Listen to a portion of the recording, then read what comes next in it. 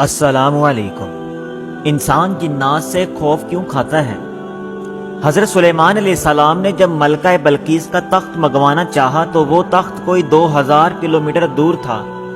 دربار لگا ہوا تھا اور آپ نے اپنے درباریوں کو کہا، کوئی ہے جو ملکہ کا تخت میرے پاس فوراً لے کر حاضر کر دے، کیونکہ جنات بھی حضرت سلیمان علیہ السلام کے تابع تھے۔ تو ایک جن نے حضرت سلیمان علیہ السلام سے کہا کہ میں مجلس ختم ہونے سے پہلے تخت لے آتا ہوں۔ ایک بڑا قوی ہیکل جن بولا کہ میں وہ تخت حضور کے خدمت میں حاضر کر دوں گا قبل اس کے کہ حضور اجلاس برخاست کریں۔ لیکن سلیمان علیہ السلام کے وزیروں میں ایک آدمی تھا جس کا نام آصف برقیہ تھا۔ اس نے کہا کہ میرے آقا، میں پلک جھپکنے سے بھی پہلے ملکہ بلقیس کا تخت حاضر کر سکتا ہوں، اور اس نے پلک جھپکنے سے بھی پہلے تخت حاضر کر دیا۔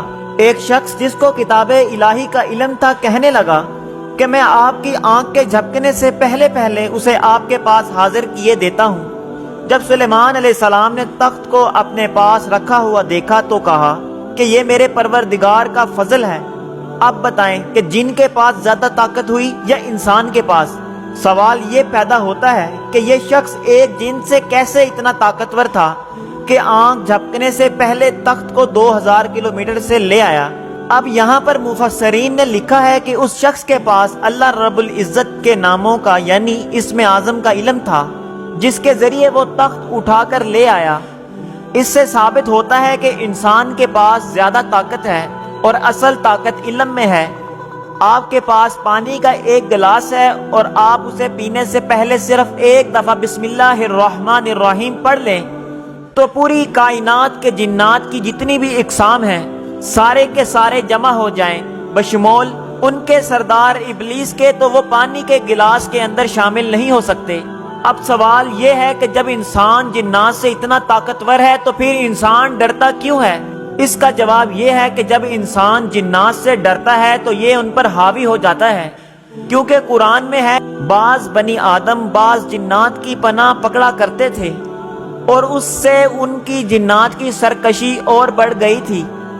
اس آیت کی تفسیر یہی ہے کہ انسان خود جنات سے ڈرتا ہے تو ان کی سرکشی اور بڑھ جاتی ہے اور یہ انسان پر حاوی ہونے لگتے ہیں۔ یہ جو ہمارا خوف ہے یہ در حقیقت ان کو طاقت بخشتا ہے۔ جب ان کو پتہ چل جائے کہ یہ بندہ ذہنی طور پر کمزور ہے اور اندر سے ہم سے خوف زدہ ہے تو یہ اس پر حاوی ہو جاتے ہیں۔ اب سوال یہ ہے کہ جنات کو کیسے پتہ چلتا ہے کہ یہ بندہ ہم سے خوف زدہ ہے؟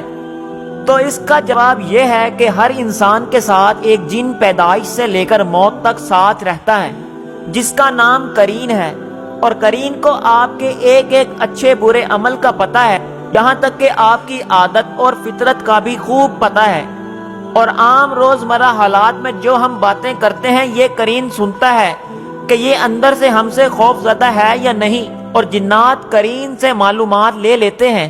جو کوئی رحمان کی یاد سے آنکھیں بند کر لے یعنی تغافل کرے، ہم اس پر ایک شیطان کرین مقرر کر دیتے ہیں تو وہ اس کا ساتھی ہو جاتا ہے، تو اسے ہمارا ساتھی کہا گیا ہے۔ مطلب یہ موت تک ہمارے ساتھ ہے، بلکہ ایک اور جگہ پر ہے، یہاں تک کہ جب ہمارے پاس انسان آئے گا تو اس شیطان کرین سے کہے گا کہ کاش مجھ میں اور تجھ میں مشرق و مغرب کا فاصلہ ہوتا، تو برا ساتھی ہے۔